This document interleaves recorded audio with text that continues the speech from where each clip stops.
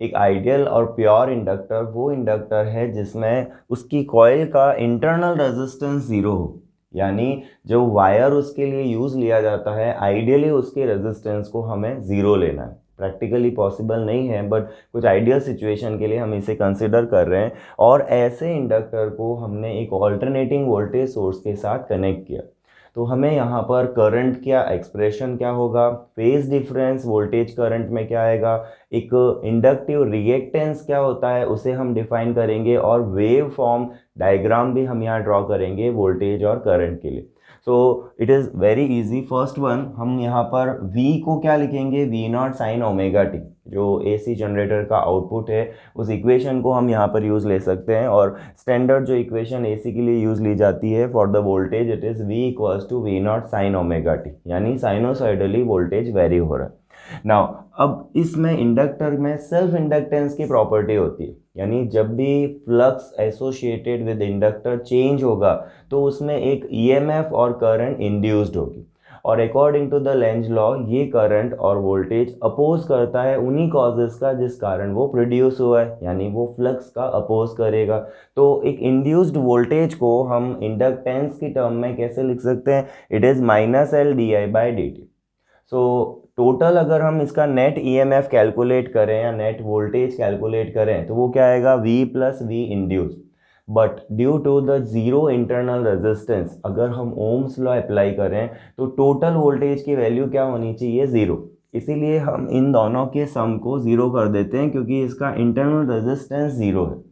यानी एक वोल्टेज जो हमने अप्लाई किया, एक वोल्टेज जो उसमें इंड्यूस्ड हुआ, उन दोनों का सम ज़ीरो के इक्वल होगा। सो अगर हम सब्सटीट्यूट करते हैं इसकी वैल्यू को इक्वेशन वन और इससे, तो क्या मिलेगा हमें, V not sine omega T is L D I by D T. हमने उसे उस साइड में शिफ्ट करके पॉजिटिव साइन कर दिया।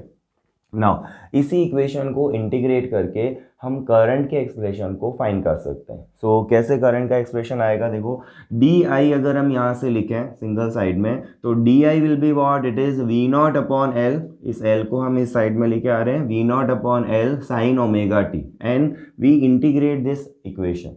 इंटीग्रेशन से क्या होगा, डी आई का इंटीग्रल हमें आई प्रोवाइड करेगा। सो आई का एक्सप्रेशन अगर हम लिखें, V not upon L constant है उसको बाहर ले सकते हैं, and integration of sine omega T by the formula is minus cos omega T upon omega.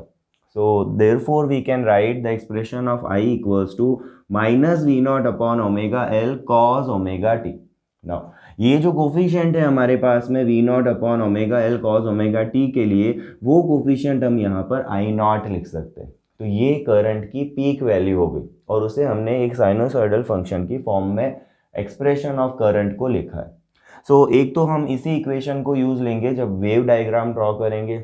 Now अगर हमें यहाँ पर फेज डिफरेंस कैलकुलेट करना हो तो फेज डिफरेंस कैलकुलेट करने के लिए जैसे इक्वेशन वोल्टेज की है कुछ उसी फॉर्मेट में हमें करंट की इक्वेशन को कन्वर्ट करना होता है। यानी एक तो साइन इसका पॉजिटिव होना चाहिए और फंक्शन साइनोसॉइडल लेना है अपने को, यानी साइन थीटा का फंक्शन हमें कन्वर्ट करना है। तो यहाँ पे कुछ फंक्शन जो मिला था हमें वो माइनस कॉस ओमेगा टी का मिला।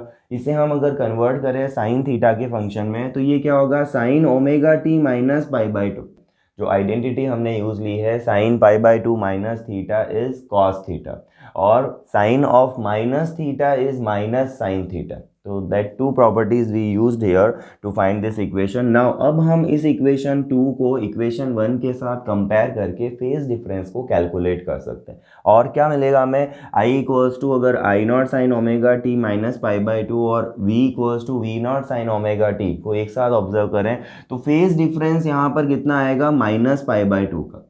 यानी करंट यहाँ पर फेज वाइज अगर हम कहें फेज एंगल जो करंट का है वो पाई बाई टू एंगल पीछे है। अगर इन दोनों को हम कंपेयर कर तो फेज एंगल यहाँ पर पाई बाई टू हम पीछे कहेंगे, तो यहाँ फाई की वैल्यू जो स्टैंडर्ड है वो माइनस पाई बाई टू होगी, और यहाँ करंट लेग्स बिहाइंड करेगी, यानी वोल्टेज लीड करेगा एंगल वाइज अगर हम कहें phase angle wise. So here we can say voltage leads the current by an angle of pi by two. तो ये हमारे पास में एक फेज डिफरेंस आ गया वोल्टेज और करंट के लिए। नाउ अगर हमें यहाँ पर आई नॉट को डिफाइन करना हो तो आई नॉट हमने किससे लिखा है, V not upon omega L. और ये ओमेगा एल जो है स्टैंडर्ड इक्वेशन अगर हम कहें वोल्ट करंट होती क्या है, वोल्टेज अपॉन सम रेजिस्टिव पार्ट। और उसी रेजिस्टिव पार्ट को हम यहाँ पर XL से लिख रहे हैं। जो रेजिस्टिव पार्ट यहाँ मिलेगा जिसको ओमेगा एल हम कह रहे हैं, दैट इज XL, और XL की वैल्यू क्या है, दिस इज ओमेगा एल। इसी XL को हम इंडक्टिव रिएक्टेंस कहते हैं। इसे भी ओम यानी कि जो यूनिट रेजिस्टेंस की होती है उसी में मेज़र किया जाता है। प्लस इसका भी सिग्निफिकेंस अगर हम कहें तो किसी AC सर्किट में इंडक्टर के कारण जो करंट ऑब्स्ट्रक्ट होती है उसी फिजिकल क्वांटिटी को हम रिएक्टेंस बोलते हैं। क्लियर? और इंडक्टिव रिएक्टेंस इसको कहें, और ये इंडक्टिव रिएक्टेंस फ्रीक्वेंसी या एंगुलर फ्रीक्वेंसी के डायरेक्टली प्रोपोर्शनल होगा। तो लास्ट में हम एक ग्राफ भी ड्रॉ करेंगे X वर्सेस F। सो यहाँ पर हमने ये फाइंड किया कि इसका जो फेज डिफरेंस है वो π/2 है। वोल्टेज लीड कर रहा है करंट को या करंट लेग्स बिहाइंड है वोल्टेज के। So now we draw the phasor diagram and the wave diagram using the equations of voltage V equals to V naught sin omega t and current equation I equals to I naught sin omega t minus π/2। तो अगर हम इन दोनों equations को use लेते हैं और इसका phasor diagram बनाए तो V यानी वोल्टेज के लिए एंगल जो मिलेगा x एक्सिस के साथ वो ओमेगा टी होगा अकॉर्डिंग टू द फेजर। सो यहाँ x एक्सिस के साथ वोल्टेज हमने यहाँ पर शो किया है और वो करंट से 90 डिग्री आगे भी है according to this phase relationship. तो करंट को हमें इससे 90 डिग्री पीछे बनाना था, इसीलिए आई नॉट को हमने यहाँ पर शो किया है। और आई नॉट के लिए टोटल एंगल यहाँ पर ओमेगा टी माइनस π/2 है जो x एक्सिस के साथ बनेगा, इसीलिए हम इसको ओमेगा टी माइनस π/2 लिखेंगे। नाउ ये जो टोटल एंगल है वोल्टेज और करंट के बीच ये π/2 है और वोल्टेज यहाँ पर लीड कर रहा है। नाउ अगर हमें वेव डायग्राम यहाँ ड्रॉ करना हो तो वेव डायग्राम ड्रॉ करने के लिए हम यहाँ पर वोल्टेज को तो क्या कहेंगे, it is proportional to sine omega T. तो वोल्टेज के लिए सिंपल साइन थीटा का हमने यहाँ पे कर्व बनाया जिसकी पीक वैल्यू जो है वो कितनी हो जाएगी, V0 हो जाएगी। तो साइनोसॉइडल वेवफॉर्म हमने यहाँ पे जस्ट ड्रॉ की। बट अगर हम करंट के कर्व को देखें तो करंट की इक्वेशन में देखो minus I not cos omega T लेते हैं। जब हमें इस वेव डायग्राम को ड्रॉ करना होता है तो हम उस समय इस इक्वेशन 2 को यूज़ नहीं लेंगे, हम यहाँ इक्वेशन A को यूज़ लेंगे जो डायरेक्ट हमें बताएगा कि फंक्शन कॉस थीटा है, साइन थीटा है, माइनस कॉस थीटा है या माइनस साइन थीटा। यहाँ माइनस कॉस थीटा का वेरिएशन है, इसलिए माइनस कॉस थीटा के वेरिएशन में -1 आएगा उसकी 0 वैल्यू पे। सो -1 से 0 then 0 to 1 and so on. तो इस तरह का कर्व हम बनाएंगे, this is for the curve.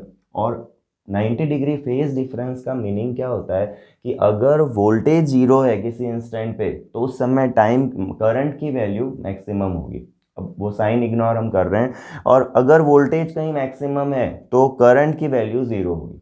तो वोल्टेज करंट ऑल्टरनेटिव अपनी वैल्यूज़ को, जहाँ वोल्टेज 0 वहाँ करंट मैक्सिमम, जहाँ करंट 0 वहाँ वोल्टेज मैक्सिमम। अब साइन भी हम इसके अकॉर्डिंग देख सकते हैं कि वो वोल्टेज करंट के साइन पॉजिटिव है या negative. So this is the meaning of the π/2 phase difference. Now हमने जो रिएक्टेंस की बात की थी, इंडक्टिव रिएक्टेंस, तो इस इंडक्टिव रिएक्टेंस को XL से लिखते हैं। इसका फ्रीक्वेंसी के साथ हम अगर यहाँ कर्व ड्रॉ करें तो अगर हम XL का एक्सप्रेशन देखें इट इज़ ओमेगा एल, और XL को हम 2πfL भी कह सकते हैं क्योंकि यहाँ पर ओमेगा 2πf होगा।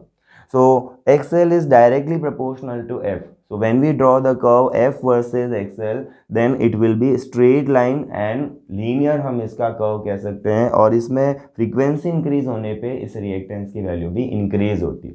एक और पॉइंट, अगर हमें DC के लिए इस XL को कैलकुलेट करना हो तो DC के लिए फ्रीक्वेंसी कितनी होती है, 0, क्योंकि उसमें साइकिल्स ही नहीं होते तो नंबर ऑफ साइकिल्स 0 आ जाते हैं किसी भी टाइम में। तो इसीलिए हम यहाँ पर DC के लिए XL की वैल्यू को 0 कहते हैं। यानी इंडक्टर या एक प्योर इंडक्टर डायरेक्ट करंट को बिल्कुल भी ऑब्स्ट्रक्ट नहीं करता, ये सिर्फ ऑल्टरनेटिव करंट को ऑब्स्ट्रक्ट करता है, और वो ऑब्स्ट्रक्शन ओमेगा एल या 2πfL से दिया जाता है।